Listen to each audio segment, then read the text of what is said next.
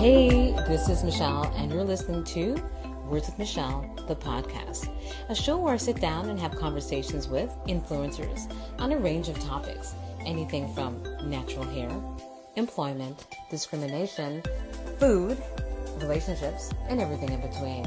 So sit back, relax, and enjoy. If you want to send me an email, hit me up at michelle@wordsmichelle.com.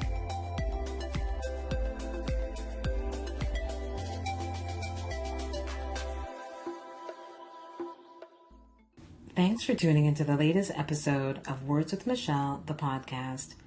You can subscribe and like this podcast on Spotify and Apple Podcasts, as well as any app that you use to listen to your podcasts.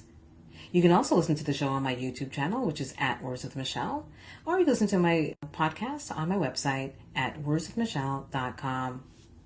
Not that I'm complaining or anything, but I haven't been on a vacation since 2018. Yep, it's been 6 long years since I set foot on an airplane, or even looked at my passport. My last trip was a vacation of a lifetime. I went on a solo trip to Milan, Italy, and let me tell you, I still remember every single second of that life-changing trip.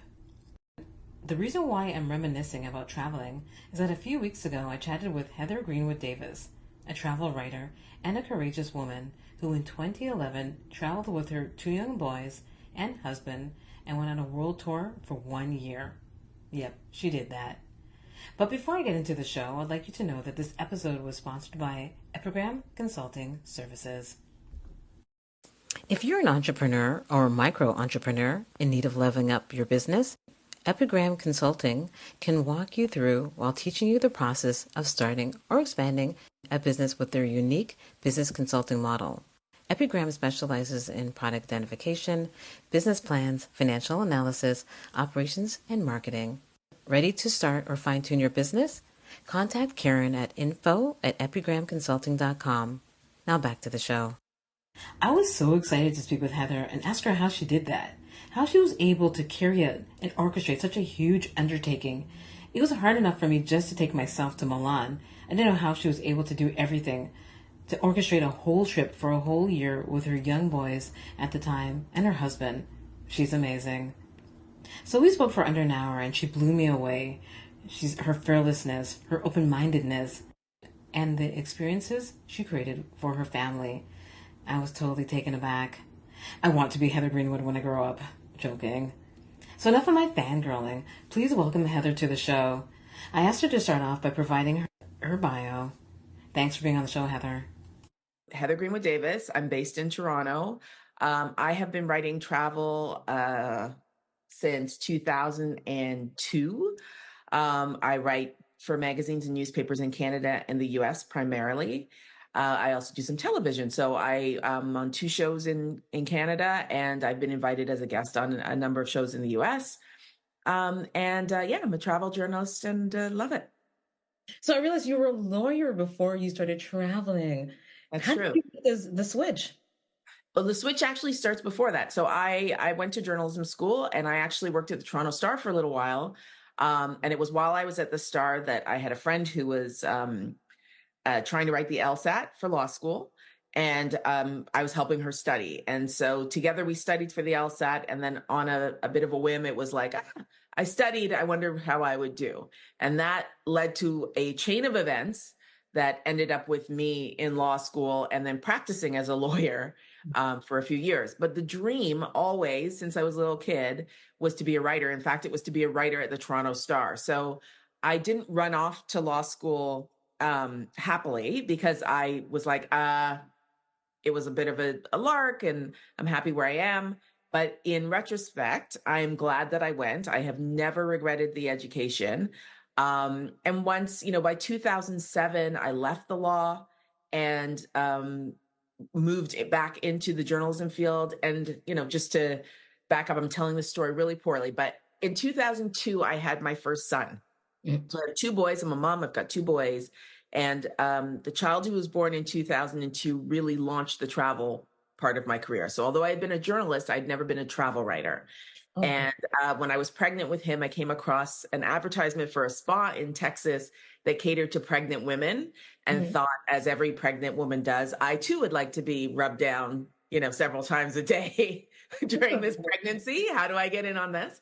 But I thought it was a great news story. I told the travel editor at the Star, he agreed. I told the Spa in Texas, they thought it was a great idea to get the publicity. And so off I went as this, pregnant woman to this like $10,000 a day spa to report on how great it feels to be massaged and pampered as a pregnant lady. And that story in 2002 led to me having a column in the Toronto Star, which I maintained while I was doing the law practice between 2002 and 2007. So by 2007, when I left the law, I already had started a career as a travel writer. So just so you understand, it wasn't sort of, okay, I see.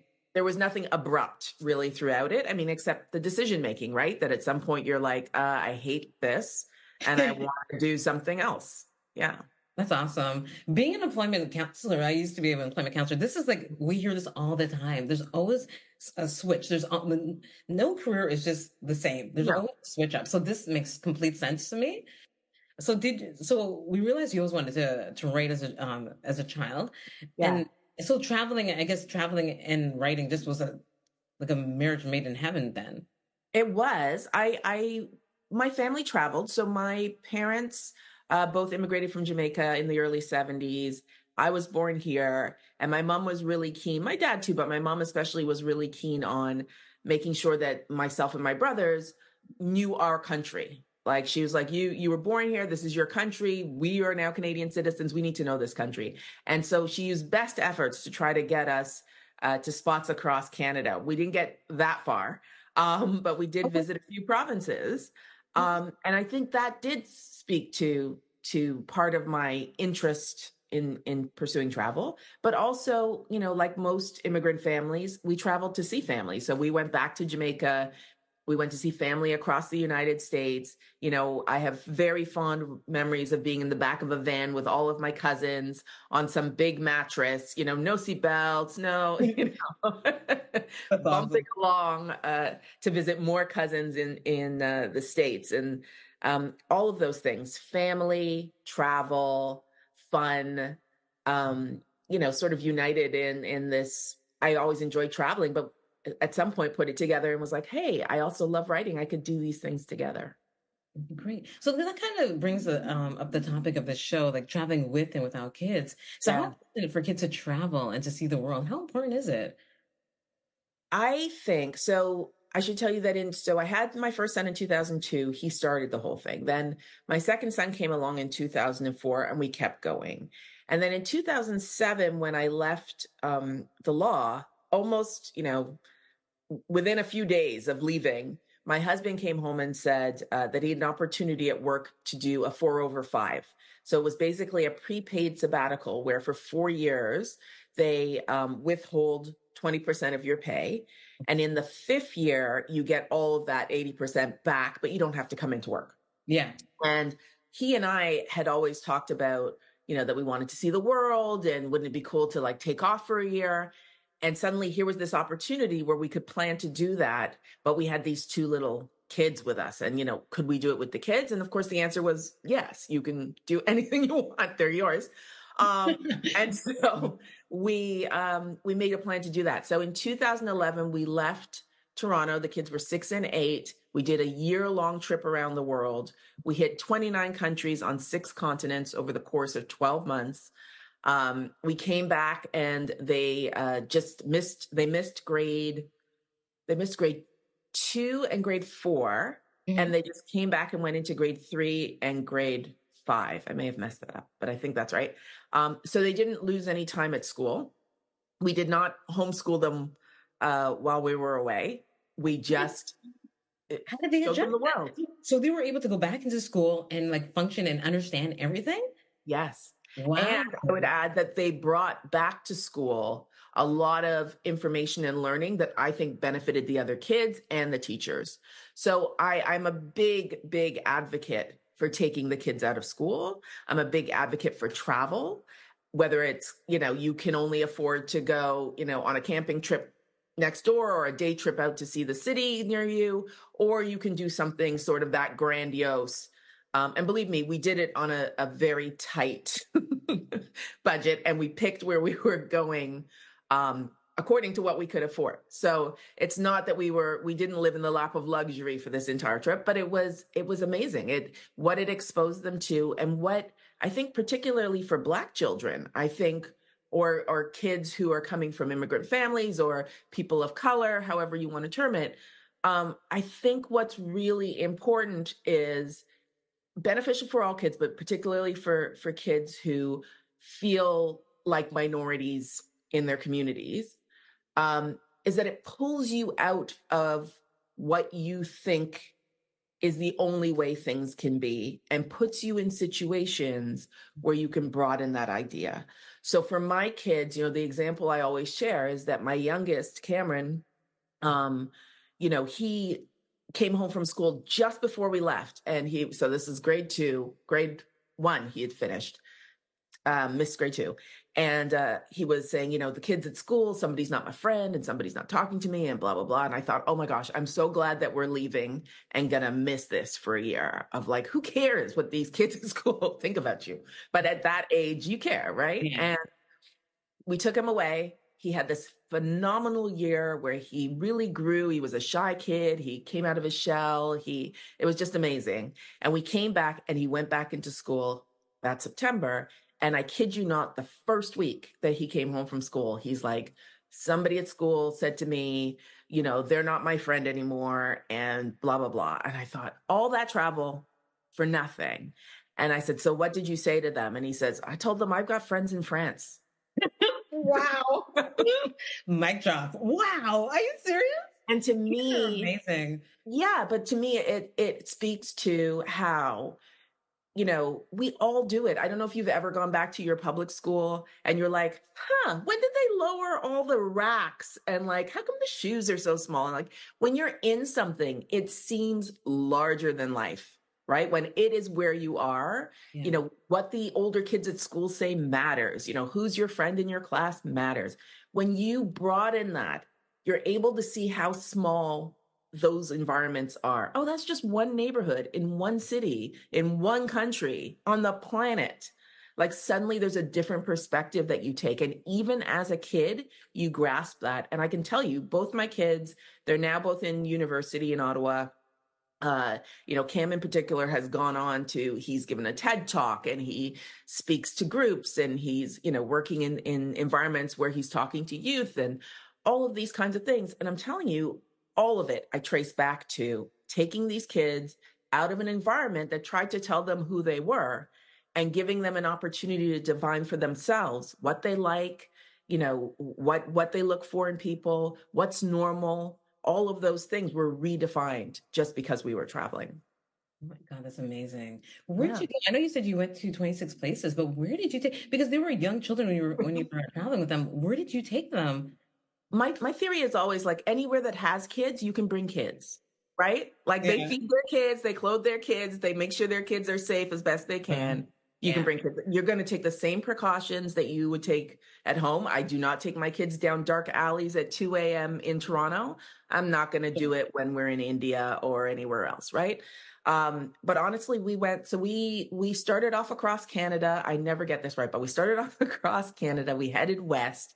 We jumped into a few provinces along the way because it was important to me too that as much as we were going out to see the world, I wanted them to also see it in the context of the country that they live in and that they are citizens of. So we went out across Canada. Then our first stop was into South America. So I know we landed in Argentina, and then we sort of made our way up and eventually flew out of Colombia into China. We spent 30 days in China, which I would say were probably the hardest 30 days of the trip, mostly because language, no amount of French helps you in China. And culturally, I found it different in the sense that, I mean, all the cultures are different, but my natural instinct about how things worked were flipped in China. And so that was a really great place for us to learn about how we sort of think of certain things as normal here at home, right? The way you line up for a bus, this is the normal way. And we equate normal with correct. right? There's only one way to do that. Everybody stands in a line, waits till the door is open, files in single file. And in China, they have other ways of doing that. And it's normal to the people who are there. So it was just one place where over and over again, it was tiring because you actually had to stop and think, oh, I don't like the way they did that. And then you stop and think, like, wait a minute, but here, this is normal. Yeah. And so I'm in the wrong in this situation. And I need to figure out how to be a part of what's happening here. And I think I'm so grateful for the lessons I got out of that part of the trip. From China, we went into Australia, New Zealand. We came out of there into Southeast Asia. So it was like Cambodia, Vietnam, and Malaysia. And then we went to Thailand, I think. And then we went over to Africa and we did South Africa, Namibia, Kenya, Tanzania. Out of Africa, we wanted to go to Egypt, but this was the Arab Spring. So there was a lot of turmoil in Egypt and we were sort of waiting for the time to go. So we left Africa, went through the Middle East and into like Jordan and into Dubai and into India, spent 6 weeks in India and then came back and did Egypt. And then from Egypt, I've messed it up, but from Egypt, we went somewhere. And then eventually we found our way into England before finding our way home. So we didn't spend a lot of time in Europe.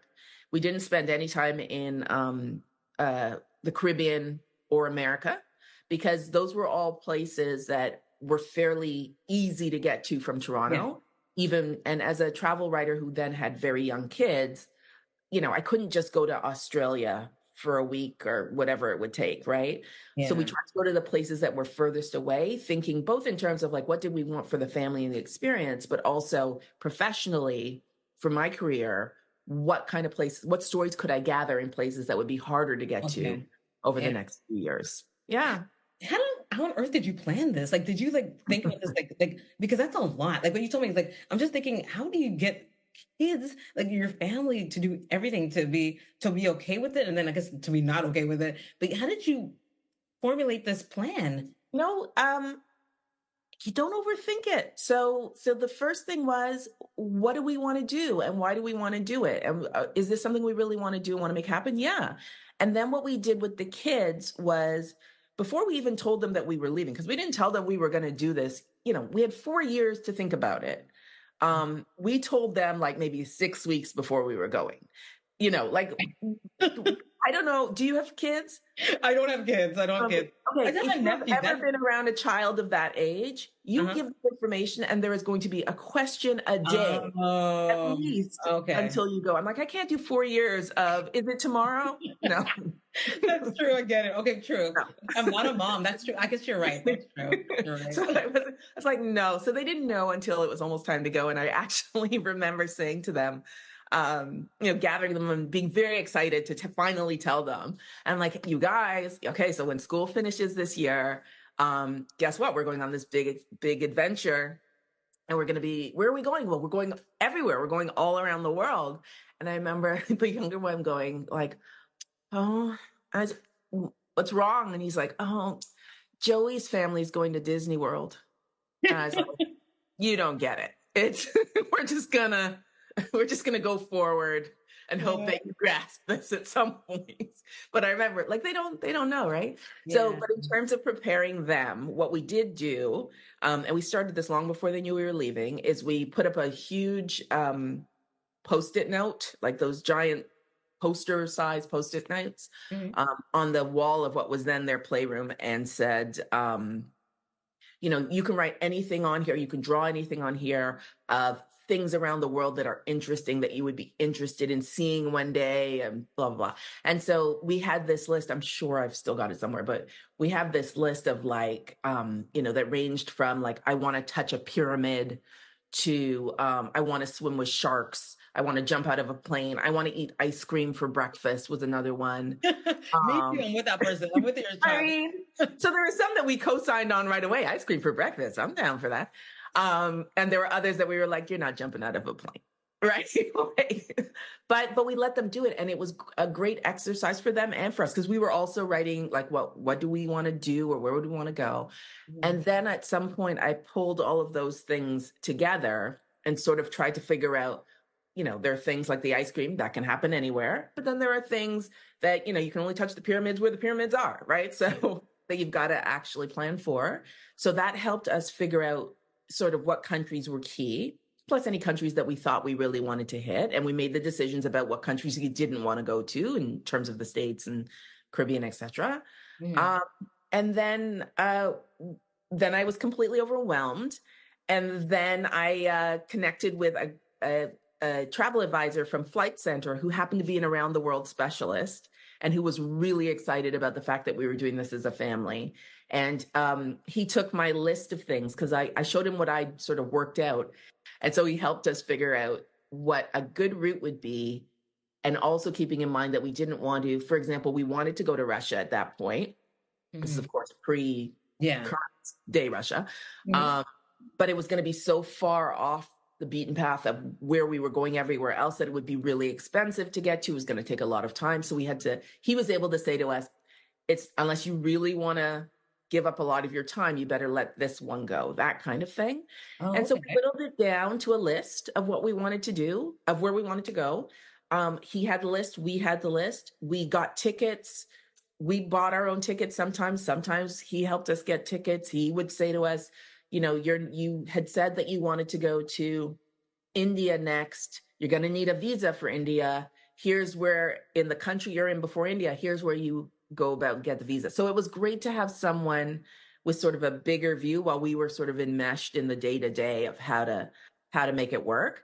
And he was also great for things like, we would say, okay, we're going to go to Thailand for 5 days. And then we'd get to Thailand and be like, oh, it's the Loy Krathong Festival, which is the when they light all the what do you call them? Like the floating candles, and they light the almost the ones that float up to the sky, and Mhm. it's like I think it's Tangled is the Disney movie that it's got them all in there. Oh, Anyway, okay. Okay.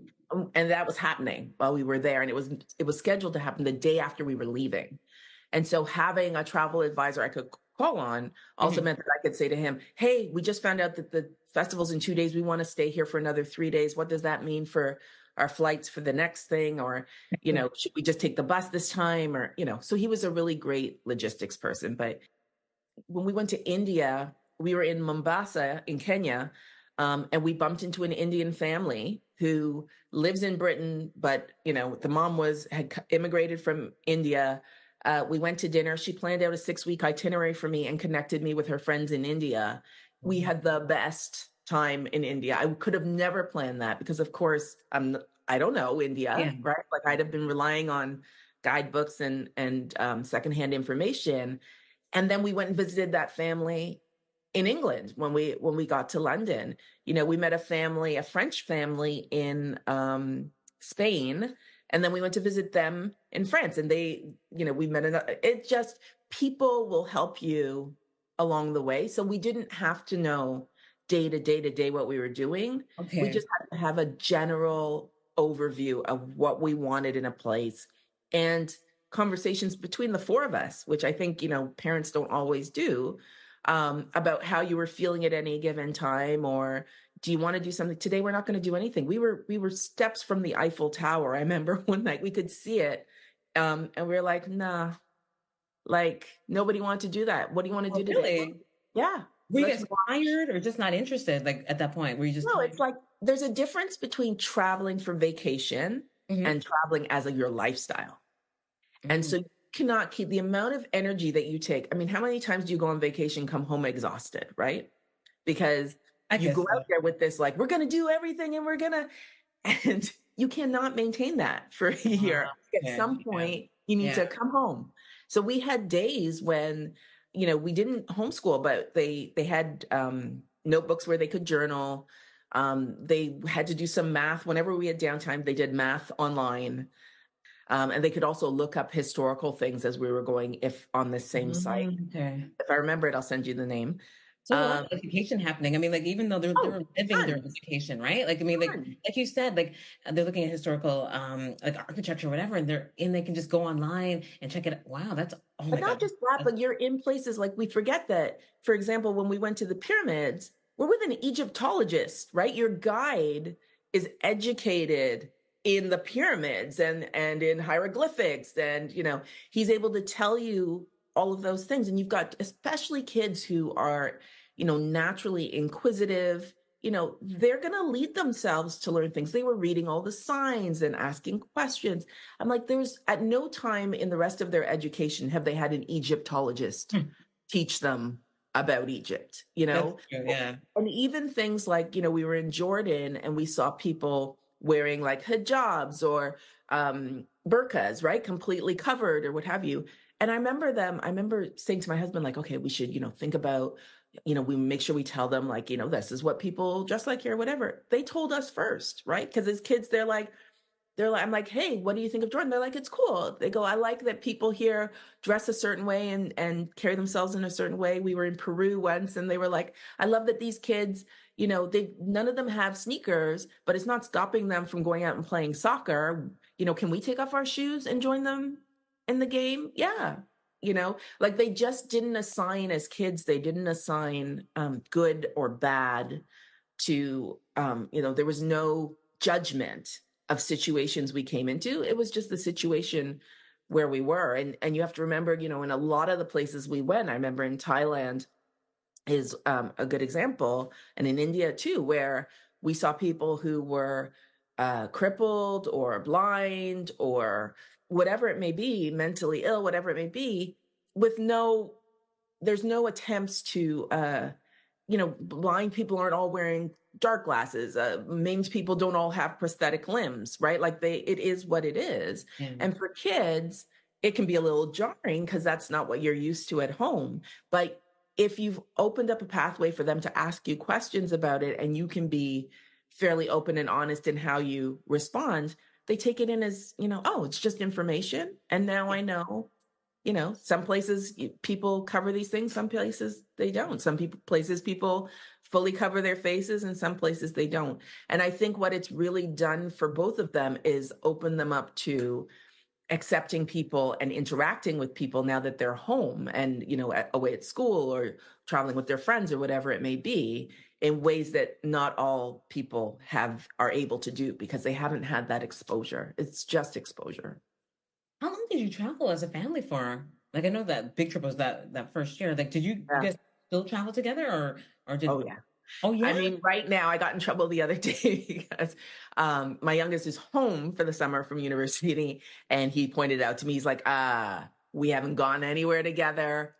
Oh, that's so I think cute. he Oh, said you it's want to been do at it. That's least so nice. a year and a bit, but it's because, of course, there's this idea, I call it the myth of 18 summers, which is once you have a child, you only have 18 summers with them, and you have to make the most of those 18 summers because you're never going to have them again. And I'm like, it's baloney. Like if you create and foster an environment where as a family you want to be together and you enjoy time together, it's going to shift. I've got kids Yeah. who are working or have school obligations that are different from taking them out of school in grade 2, right? Like university is a whole different kettle of fish. You're the But best mom ever. I wish my mom did that to me back in the day. I hated I'm school. gonna tell I'm gonna tell them you said, by the way, today I was named the best mom ever. Oh, Um, seriously, God, I would love that. yeah, but anyway, I think it's a really important thing to have done, and I think it's really important that parents understand that you can build relationships that go beyond those 18 summers. So yes, Yeah. we travel together when we can, and they're always up for the travel. It's just that life sometimes won't allow them to do it. What was Okay. your most memorable moment from any of your trips with your kids, Um, your family, I I should have say? so many. I have so many. I don't think I can point to one. Of course, that year is standout. Everything Yeah. about that year and having that kind of time. What parent gets 24/7 with their kids? What parent realizes that they might want 24/7 with their Yeah. kids? We're always sort of dividing our time with with teachers and, other kids' friends or whatever. And I had these guys to myself. I could shape and instill the values that I wanted them to have for a full year, where we were their points of information, and build a relationship with them that stands, where they still will come to us, with questions about life or what have you. We're very close family. So that whole year is Yeah. important to me. But over the years, I also traveled individually with them. I made sure to take them places where it was just myself and one of them, or maybe I'd bring my mom or whatever it would be. But and I think that's important too, because it allowed them to grow into individuals and to have individual experiences. Um, in terms of traveling without the kids, Yeah. all the time, all the time, and starting from when they were quite young. And I'll say this: for me, travel is a job. So I never made any apology for having to commute to work. You Mm, know, I tried when they were younger not to extend my time. Like I said, I couldn't do the Australia trips. I tried to do shorter 4-day type of stints, but they have a father who lives in their home who is a perfectly capable caregiver. mm, So they were not left alone, and I was really lucky. My parents continued to live very close to us and developed a strong bond early. I always say I have never left a crying child, because we set up a situation where these kids still feel very much at home, whether they are with us or with their grandparents, or one parent is home or what have you. So I think you do yourself a disservice, even as somebody who is not a professional travel writer. If you're traveling, if you are denying yourself opportunities to grow, which is basically what travel is, opportunities to be exposed to the world, to learn things, and remembering that your job as a parent, or part of your job as a parent, is to be the best possible person you can be, get the most information you can to help your offspring better navigate the planet.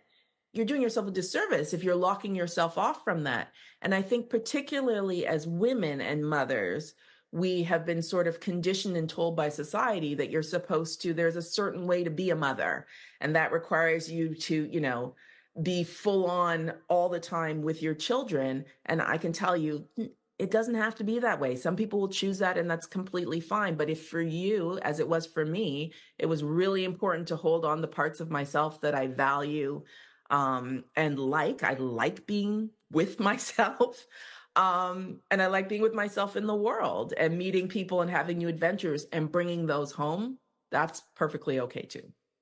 you're creating a world for your children. They can be there on their own for a bit. And Yeah. I like the fact you said that you never left a crying child. They understood.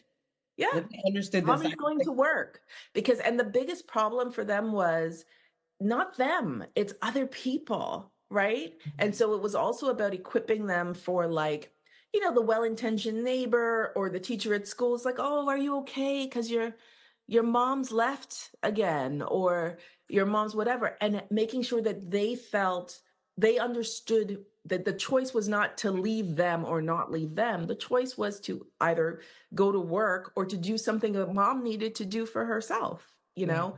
And I think as once they grasped that, it made it a lot easier for them to navigate other people's expectations at schools. But I mean, we did that too. I remember they totally off topic, but somebody used to ask them, what do they want to be when they grow up or what have you? I'm like, what kid needs that pressure? Like you're 8.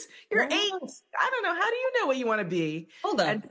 I'm so glad that you said that. That's true. As a child, you do feel pressure to enter that. I mean, like, okay, I haven't been a kid in like 100 years, but that's true. That's so unrealistic to ask anyone because we constantly change as adults. Like, you know what? I mean, like, I started out, like I told you, I was an employment counselor. I did yeah, all these different jobs in my life so far, and I'm going yeah. to do different jobs in my life.